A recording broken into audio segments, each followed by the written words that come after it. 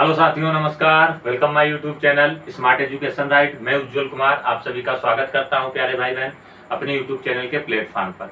तो प्यारे साथियों, प्यारे भाई बहन, जैसा आप सभी लोग देख पा रहे होंगे, यहाँ पर धमाकेदार सीटेट ईवीएस का प्रैक्टिस सेट और कल आपको सीडीपी का प्रैक्टिस सेट मिला था। वो स्क्रीन रिकॉर्डेड के थ्रू आप सभी को मिला था, क्योंकि सीडीपी के क्वेश्चन थोड़े लॉन्ग हो जाते हैं, जिसके कारण उसमें क्या हो पाता है कि हम उसमें क्वेश्चन बोर्ड पर नहीं लगा पाते हैं। तो ईवीएस का जो क्वेश्चन होता है वो आसानी से लग जाता है हमसे, तो उसको मैं लगा लेता हूं और आप सभी के बीच प्रस्तुत करता हूं। ठीक है, तो इसी क्रम के साथ में आज ईवीएस का हम प्रैक्टिस सेट लेकर आए हैं। बहुत अच्छा है, ये 21वां प्रैक्टिस सेट होगा, यानी कि 21वां प्रैक्टिस सेट होगा। तो आप लोग थोड़ा वीडियो को शेयर करते रहिए। ठीक, मेरे इधर बरसात हो नहीं रही है, अगर आपके यहाँ बरसात हो रही हो तो थोड़ी बरसात हमारे इधर भी भेज दीजिए, क्योंकि इस क्लासरूम में जब मैं रिकॉर्डिंग करता हूँ आप तक वीडियो पहुँचाने के लिए, तो गर्मी बहुत लगती है। एक छोटा सा फैन लगा के रखा हुआ, उसी के माध्यम से सारी क्लासें रिकॉर्डेड होती है, क्योंकि हवा भी लगने रहना चाहिए। क्योंकि अगर हवा नहीं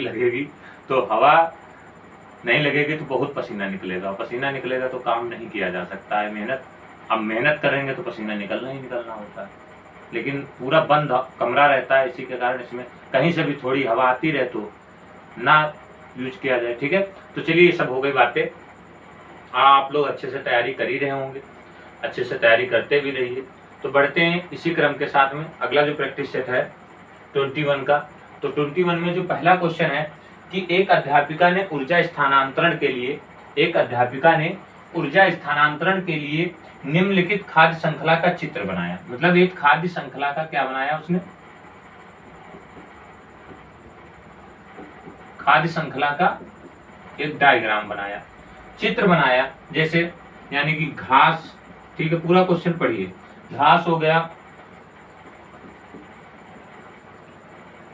दुर्मुट हो गया, भृंग हो गया, मेढक, फिर उसके पास सांप हो गया और फिर वो बाज हो गया। तो इसी प्रकार से होता है कि घास को, यानी कि जो दुर्मुट क्या होते हैं, जो कीड़े मकोड़े होते हैं, ठीक है, और इनको कौन खाएगा, भृंग खाएगा, और इसको कौन खाएगा, मेढक, मेढक को कौन खाएगा, सांप, और सांप को कौन खाएगा, बाज। तो इस तरीके से उसने श्रृंखला का बनाया। यदि कह रहा है, यदि चौथे पोषण स्तर पर ऊर्जा, अब चौथे पोषण स्तर पर क्वेश्चन पढ़िए कि 7 kg यानी कि किलो जूल है, 7 किलो जूल है। तो ये क्वेश्चन कह रहा है, तो बताइए उत्पादक स्तर पर ऊर्जा कितनी होगी। यानी कि उत्पादक, जहां पर उत्पादक किया जा रहा है तो वहां पर ऊर्जा कितनी होगी, यानी कि 70,000 kg, उसके बाद है आपका 7,000 kg, 700 kg, और ये आपका है 70 kg। तो बताइए इसका राइट आंसर क्या हो जाएगा।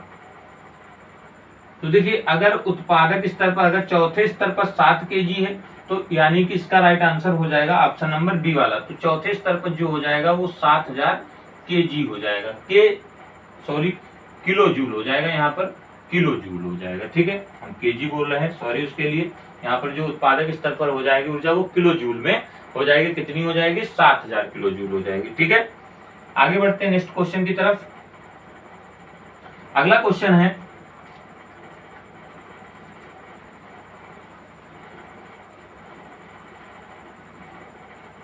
अगला क्वेश्चन देखिए, पूरा पढ़िए। क्वेश्चन क्या कह रहा है कि इस क्षेत्र में गांव के लोग अपने घर मोटी दीवारों के बनाते हैं। किसके बनाते हैं, मोटी दीवारों के बनाते हैं, और मिट्टी से पोतते हैं, और छतें कटीली झाड़ियां, जो छतें होती हैं वो किससे होती है, कटीली झाड़ियों से बनाई जाती है। यह क्षेत्र कहाँ होना चाहिए, बताओ। हरियाणा, छत्तीसगढ़, गुजरात, राजस्थान। तो बताइए इसका राइट आंसर क्या हो जाएगा।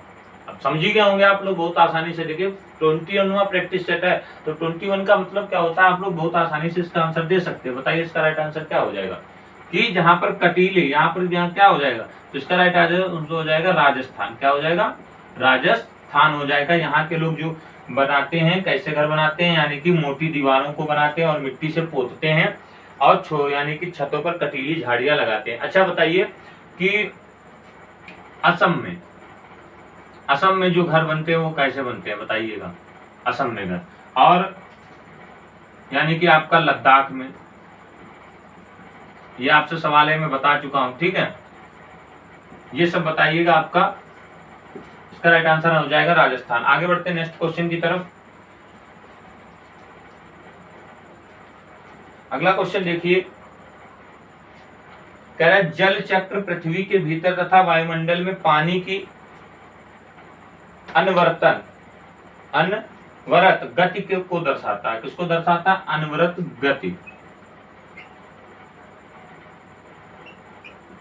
अनवरत गति को दर्शाता तथा इसमें कई विभिन्न प्रक्रियाएं सम्मिलित हैं। इसमें सम्मिलित विविध प्रक्रियाओं को दिखाने वाले सही विकल्प का चुनाव कीजिए। बताइए।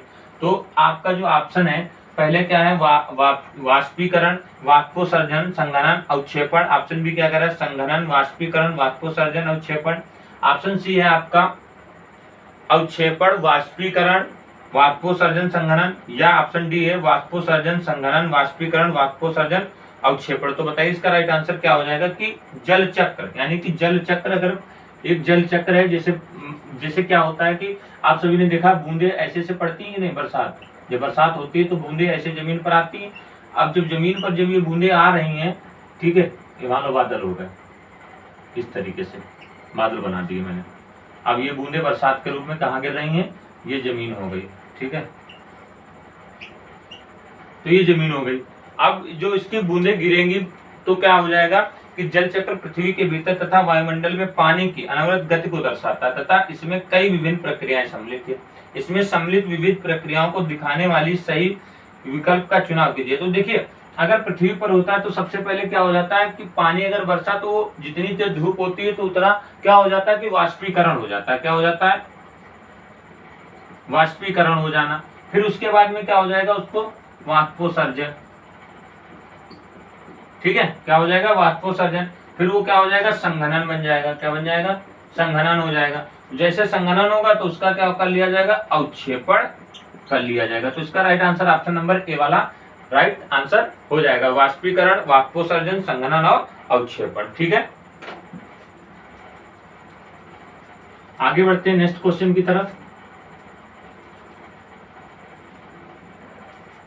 अगला क्वेश्चन है, एक अध्यापिका ने छात्रों को कमल का लंबा खोखला तना दिखाया। ये मैंने कल क्वेश्चन पूछा था, ठीक है, एक फेसबुक पर हमने इस क्वेश्चन को अपलोड किया था।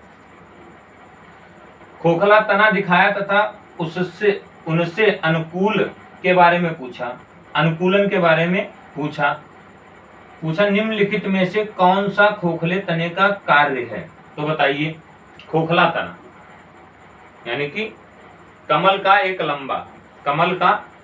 लंबा खोखला तना दिखाया। अब खोखला तना कमल का पुष्प देखा है सबने या नहीं देखा? बताइए। तो उसमें जो लंबा सा होता है खोखला तना जो नीचे रहता है उसको क्या बोला जाता है? उसकी सब्जी भी बनाई जाती है, ठीक है, सब्जी बनाई जाती है। बताइए उसको क्या बोलते हैं शुद्ध भाषा में? बताइएगा आप सभी लोग, ठीक है। तो उसने अनुकूलन के बारे में पूछा, निम्नलिखित में से कौन से खोखले तने का कार्य करेगा? तो बताइए। ऑप्शन ए है पौधों को पानी पर तैरने में सहायता करना, पौधों को सहारा देना, पौधों को तालाब में तल में जमाना, या पानी को सोखना। तो बताइए इसका राइट आंसर क्या हो जाएगा? देखिए, इसका जो राइट आंसर होगा यानी कि जो खोखला होगा, खोखला तना जो होता है वो क्या करता है? यानी कि पानी में तैरने में क्या करता है? सहायता करता है। क्या करता है? सहायता करता है। तो इसका राइट आंसर हो जाएगा ऑप्शन नंबर ए वाला, यानी कि पौधे को पानी पर तैरने की खोखली चीज क्या होती है? तैरती हुई चली जाएगी, ठीक है। आगे बढ़ते हैं नेक्स्ट क्वेश्चन की तरफ। उष्णकटिबंधीय वर्षावन पाए जाते हैं। उष्णकटिबंधीय वर्षावन पाए जाते हैं। बताइए इसका राइट आंसर क्या हो जाएगा प्यारे साथियों? उष्णकटिबंधीय असम में, राजस्थान में, गुजरात में, मध्य प्रदेश में। असम, राजस्थान, मध्य प्रदेश, गुजरात। तो देखिए उष्णकटिबंधीय किसकी बात कर रहा है? उष्णकटिबंधीय, ठीक है। तो ये आपके जो पाए जाते हैं उष्णकटिबंधीय सदाबहार वन, यानी उष्णकटिबंधीय सदाबहार जंगलों में, यानी कि जिनमें क्या होते हैं? जहां वर्षा अधिक होती है। जहां कहाँ होती है? वर्षा अधिक होती है, ठीक है। तो जहां वर्षा अधिक होती है, बाढ़ वाले क्षेत्र होते हैं, वहां पर ये उष्णकटिबंधीय वन पाए जाते हैं। तो इसका राइट आंसर क्या हो जाएगा? असम हो जाएगा, ठीक है। असम में ये ज्यादा पाए जाते हैं। ठीक है, आगे बढ़ते हैं नेक्स्ट क्वेश्चन की तरफ। अगला क्वेश्चन देखिएगा। अगला है कि कक्षा यानी कि कक्षा 4 में पाठ भोजन के साथ कराना, ठीक है, कराना में बोरा एक सामान्य की किस्म है। ठीक है, कक्षा 4 में पाठ भोजन यानी कि कक्षा 4 की एक बुक है, उसमें पाठ चैप्टर जो है भोजन का है, साथ करना में बोरा एक प्रकार की किस्म है, सामान्य किस्म है, गेहूं की फल की, सब्जी की, धान की। तो बताइए इसका राइट आंसर क्या हो जाएगा। देखिए बोरा की अगर बात कर रहा है, वो बोरा वो वाला नहीं भैया, ठीक है, जिसमें सामान आमान रखा जाता है वो वाला नहीं, कट्टी बोरा गेहूं वाला नहीं। ठीक है, तो ये बोरा क्या है, एक किस्म है जो किसकी है, जो ये धान की है, इसकी है धान की एक किस्म है। तो बोरा चावल असम में उगाया जाता है। कहाँ उगाया जाता है, ये चावल जो खेती इसकी की जाती है असम में की जाती है। तो उसी प्रकार का एक ये क्या है, धान की है। ठीक है, चिपचिपे चावल होते हैं, ये जो चावल होते हैं वो कैसे होते हैं, चिपचिपे। ठीक है, आगे बढ़ते हैं नेक्स्ट क्वेश्चन की तरफ। देखिए आप सभी लोग थोड़ा वीडियो को क्या करते रहिए, लाइक शेयर सब्सक्राइब। ठीक है, इससे हौसला बढ़ेगा मेरा और आपके लिए तो हम लोग तत्पर हैं। मैथ की भी क्लास आपको मिल जाएगी। ठीक है, इसी प्रकार से सारी क्लासें मिलती रहेंगी, लेकिन अब मेरी क्लास बंद नहीं होने वाली है दोस्तों, किसी भी कीमत पर। CDP और EVS आपको रेगुलर मिलती रहेंगी, एक दिन छोड़ के एक दिन छोड़ के एक दिन छोड़ के, जब तक आपका एग्जाम नहीं हो जाता है। तो आप सभी लोग ज़्यादा से ज़्यादा वीडियो को शेयर करिए, लाइक करिए। ठीक है, ज़्यादा से ज़्यादा जितना हो सके, क्योंकि हम सब आप ही के भरोसे हैं। ठीक है साथियों, आगे बढ़ते हैं नेक्स्ट क्वेश्चन की तरफ। देखिए अभी क्या है, ये हमारे पास क्या डिजिटल बोर्ड तो है नहीं, तो प्रैक्टिस सेट कराना, इनको एडिटिंग करना, तभी इसीलिए मुझे क्वेश्चन को देखना पड़ जाता है। ठीक, बाकी अगर डिजिटल बोर्ड हो तो क्वेश्चन को हवा हवा में उड़ेंगे, समझ लीजिए, बिल्कुल मतलब क्वेश्चन आ रहे हैं, आपको पूरा एक्सप्लेन के साथ क्लियर होता हुआ चला जाएगा। लेकिन यहाँ पर क्या होता है, अगर मैं क्वेश्चन सोचूं कि इतना तो याद नहीं हो सकता कि इतने सारे क्वेश्चन कि उसके प्रश्न याद करना, फिर इसीलिए मुझे क्वेश्चनों को देखना पड़ता है, सामने लिख करके रखना पड़ता है। मैं बता रहा हूँ आप सभी को, मैं एक प्रैक्टिस सेट बनाता हूँ, फिर उसको समझता हूँ, तब आपके बीच में प्रस्तुत करता हूँ। ऐसे नहीं कि बस लिख लिया प्रस्तुत कर दिया, बड़ा समय लगता है, तब जाकर के अगली क्लास एक दिन छोड़ के आपके बीच EVS की क्लास मिल पाती है। ठीक है, तो आप लोग थोड़ा वीडियो को लाइक करिए, शेयर कीजिए और हमारे चैनल को सब्सक्राइब जरूर कीजिए। क्वेश्चन नंबर है 7 कि नौसेना की जहाज यानी नौसेना के जहाज में लीडर द्वारा पूरी परेड में दिए जाने वाले निर्देशों की संख्या, यानी कि अगर नौसेना में जो परेड होती है तो उसमें क्या दिए जाते हैं, निर्देश। अब निर्देश दिए जाते हैं, उनकी संख्या पूछ रहा, उनकी संख्या पूछ रहा कितनी होती है, क्या क्या निर्देश दिए जाते हैं, क्या नहीं, 36, 24, 16 या 8। तो बताइए इसका राइट आंसर क्या हो जाएगा। देखिए जो निर्देश दिए जाते हैं उनकी संख्या होती है 36, इसका राइट आंसर हो जाएगा ऑप्शन नंबर ए वाला। आगे बढ़ते हैं नेक्स्ट क्वेश्चन की तरफ। बहुत आसान है, सारे क्वेश्चन आपको इसी तरीके से सीटेट में देखने को मिलने वाले हैं, और बढ़िया करके अच्छा करके आओगे, वेरी गुड करके आओगे, समझ गए कैसे कर आओगे, क्योंकि ऑफलाइन एग्जाम है ना, ऑनलाइन में होता तो थोड़ा गड़बड़ हो सकता है, इसीलिए लोग कभी कभी 1-2 नंबर से रह जाते हैं, लेकिन ऑफलाइन में रहना नहीं है। फिर कमेंट करके बताइएगा आपका पेपर कैसा हुआ। क्वेश्चन नंबर 8 है, एक पोषण स्तर से दूसरे तक स्थानांतरण के लिए 10% ऊर्जा, कितने परसेंट, 10% ऊर्जा, यही क्वेश्चन कह रहा है, ऊर्जा के रूप में उपलब्ध होती है। तो यानी कि सौर ऊर्जा, प्रकाशीय ऊर्जा या रासायनिक ऊर्जा या यांत्रिक ऊर्जा। तो बताइए इसका राइट आंसर क्या हो जाएगा। अब देखिए अगर इसका यानी कि ऊर्जा यानी कि इसका देखा जाएगा तो इसका कौन सा हो जाएगा, यानी कि रासायनिक ऊर्जा, कौन सा हो जाएगा, रासायनिक ऊर्जा। ठीक है, तो किस प्रकार से, देखिए ऊर्जा प्रवाह यानी कि अगर बात करें ऊर्जा प्रवाह की, तो जो प्राथमिक स्तर पर होता है यानी कि 100% होती है ऊर्जा, कितने परसेंट होती है, 100% होती है। और फिर प्रथम स्तर पर अगर प्रथम स्तर पर वो ऊर्जा कितनी बची, 10%। ठीक है, और द्वितीय स्तर पर द्वितीय स्तर पर जो ऊर्जा बचेगी वो हो जाएगी 1%। कितनी परसेंट? 1%। अब अगर तृतीय स्तर की बात करेंगे तो तृतीय स्तर में 0.1% ऊर्जा बचती है। यानी कि अगर कार्य कर रहे हो तो शुरुआत में बहुत जोश होता है और बहुत ढंग से काम करते हैं, फिर धीरे धीरे धीरे धीरे धीरे करते करते क्या हो जाते हैं? डाउन हो जाते हैं, ऊर्जा क्या हो जाती है? समाप्त हो जाती है। तो इसमें जो ऊर्जा का 10% नियम होता है, यानी कि रासायनिक ऊर्जा के रूप में व्यक्त किया जाएगा। ठीक है, आगे बढ़ते हैं नेक्स्ट क्वेश्चन की तरफ। अगला क्वेश्चन क्या कह रहा है मेरे शेयर श्रेणियों, बताइए। अगला क्वेश्चन है आप सभी के सामने कि विश्व जल दिवस निम्नलिखित में से किस दिन मनाया जाता है? विश्व जल दिवस अच्छे से पता होना चाहिए, इसका राइट आंसर क्या हो जाएगा? विश्व जल दिवस कब मनाया जाता है? 5 जून, 22 मार्च, 22 अप्रैल, 22 जून, बताइए। तो इसका राइट आंसर क्या हो जाएगा? सभी को पता है, यानी कि इसका राइट आंसर हो जाएगा 22 मार्च को क्या मनाया जाता है? जल दिवस। जल दिवस मनाया जाता है। और 5 जून को क्या मनाया जाता है? पर्यावरण दिवस। ठीक है, 5 जून को पर्यावरण दिवस मनाया जाता है। और उसके बाद में जो होता है आपको 22 अप्रैल को क्या मनाया जाता है? पृथ्वी दिवस। क्या मनाया जाता है? पृथ्वी दिवस मनाया जाता है। समझ गए होंगे। तो 22 मार्च को जल दिवस मनाया जाता है। तो इस बार के जल दिवस की जो थीम थी आप बताइए क्या थी? आगे बढ़ते हैं नेक्स्ट क्वेश्चन की तरफ। क्वेश्चन है कि जिस उपकरण द्वारा वर्षा का मापन किया जाता है उसे कहते हैं, बताइए। जिस उपकरण द्वारा वर्षा का मापन किया जाता है उसे क्या कहा जाता है? हाइग्रोमीटर, हाइड्रोमीटर, रेन गेज या बैरोमीटर? इसका आंसर आप सभी को कमेंट करके बताना है, क्या हो जाएगा बताइए साथियों।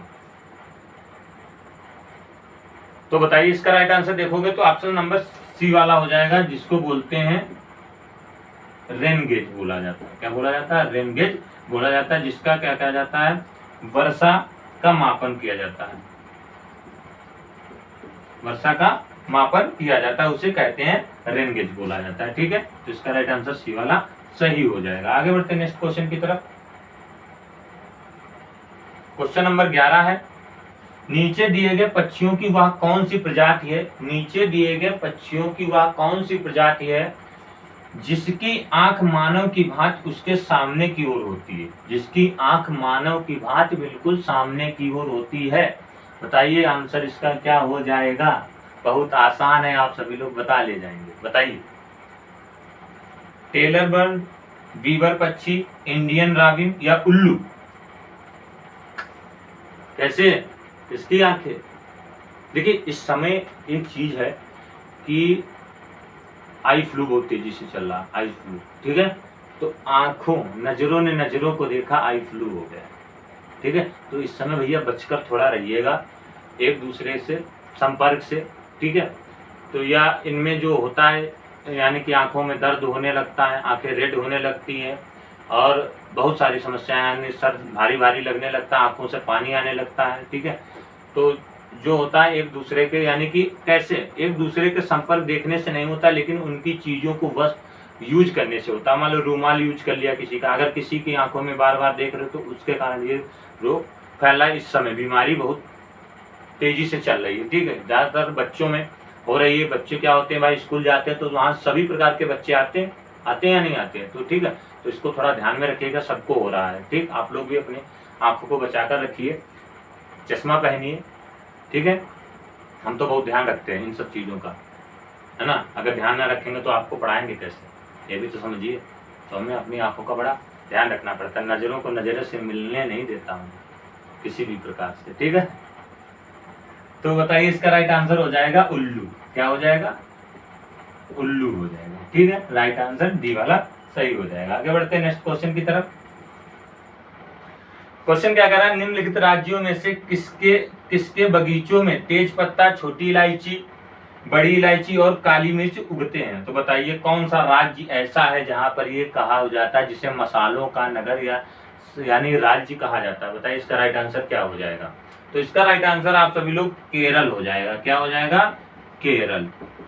इसका राइट आंसर क्या हो जाएगा? केरल। अब केरल में क्या क्या होता है, बहुत बार क्वेश्चन आता है। टेपियोका, नारियल, कप्पा, हमने कल ही पिछले वाले प्रैक्टिस सेट में इसके बारे में बताया था। ठीक है, आगे बढ़ते हैं नेक्स्ट क्वेश्चन की तरफ। भारत की आजादी से पहले, भारत की आजादी से पहले बताइए भारत को आजादी कब मिली थी? 15 अगस्त आने वाला है, आपको बताना है ये कौन सा स्वतंत्रता दिवस होगा, बताइएगा।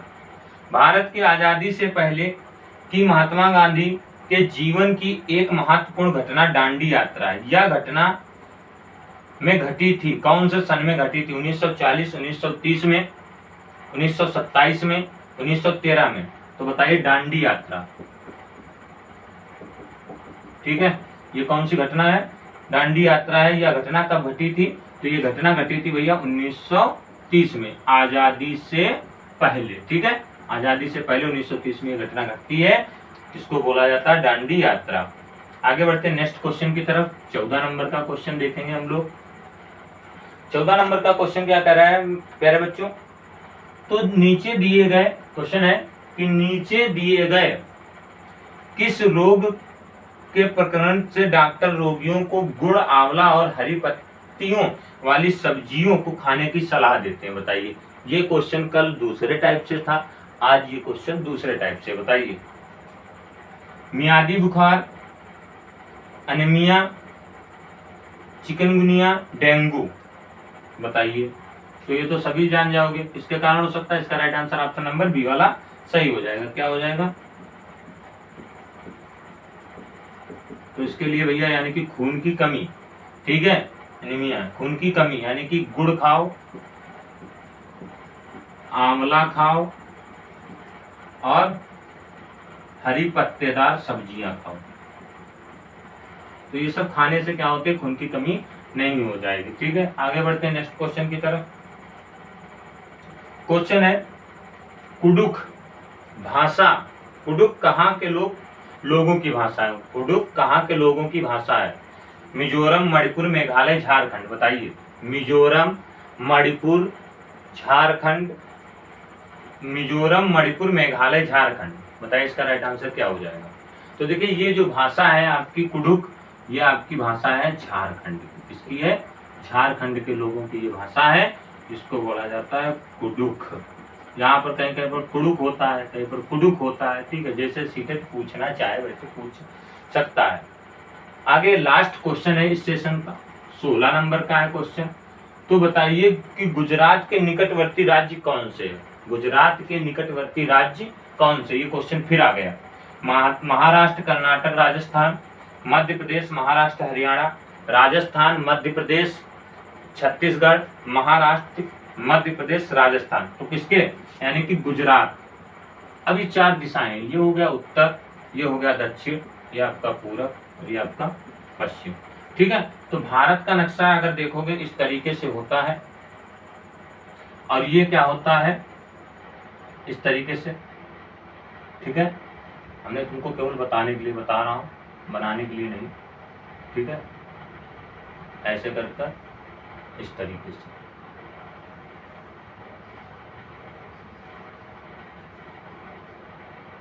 ठीक है, इस तरीके से कुछ करके होता है, थोड़ा गड़बड़ है, फिलहाल काम चल जाएगा। ठीक, इस तरीके से इसका नक्शा बनाया जाता है। तो यानी कि अगर पूछ रहा है तो मतलब किसके? गुजरात। तो यहाँ पर जो हिस्सा है ये गुजरात का है, तो यहाँ पर कौन कौन हो जाएंगे राज्य? जैसे यानी कि देखोगे तो यहाँ पर आपका क्या हो जाएगा? महाराष्ट्र हो जाएगा, और यहाँ पर आपका मध्य प्रदेश हो जाएगा, और ये हिस्सा जो हो जाएगा ये किसका हो जाएगा? राजस्थान का। तो इसका right answer option number D वाला सही हो जाएगा। ठीक है, अब देखिए यहाँ पर आपका है हिंद महासागर, नीचे ये है बंगाल की खाड़ी, बंगाल की खाड़ी यानी कि पश्चिम बंगाल यहाँ पर। तो और यहाँ पर है आपका अरब सागर। यहाँ से भी क्वेश्चन पूछे जाते हैं। तो बताइएगा कि जो तटवर्ती भारत का जो नक्शा है यानी कि तटवर्ती राज्य कौन कौन से हैं? तटवर्ती राज्य कौन कौन से हैं भारत के? तो बताइएगा इसका आंसर क्या होगा। ये आपसे क्वेश्चन एक है, पूछते रहता हूँ, पूछना भी चाहिए, जिससे आप सभी को थोड़ा फायदा मिलता रहे। तो बताइए अच्छा बना कि नहीं बना? देख लीजिए, ठीक ठाक है, वैसे काम चल सकता है, पढ़ाने भर के लिए बहुत आसानी से चीज़ें समझ में आ जानी चाहिए। यहाँ पर क्या है आपका, यानी कि यहाँ पर अगर हिस्सा देखोगे तो ये लद्दाख का है, यहाँ पर जम्मू कश्मीर है, फिर आप हिमाचल प्रदेश चले आओगे, फिर धीरे धीरे पंजाब आ जाएगा, फिर दिल्ली आ जाएगा, चंडीगढ़ है, ठीक है, यहाँ पर उत्तराखंड है, फिर बगल में उत्तर प्रदेश है। ऐसे सारे राज्य आपको देखने को मिलेंगे। तो साथियों, कैसा लगा सेशन? अच्छा लगा हो तो वीडियो को लाइक करिएगा, शेयर कीजिएगा और हमारे यूट्यूब चैनल को सब्सक्राइब जरूर कीजिएगा। कल मिलेंगे अगले टॉपिक के साथ, यानी कि अगली क्लास के साथ। तब तक के लिए जय हिंद, जय भारत।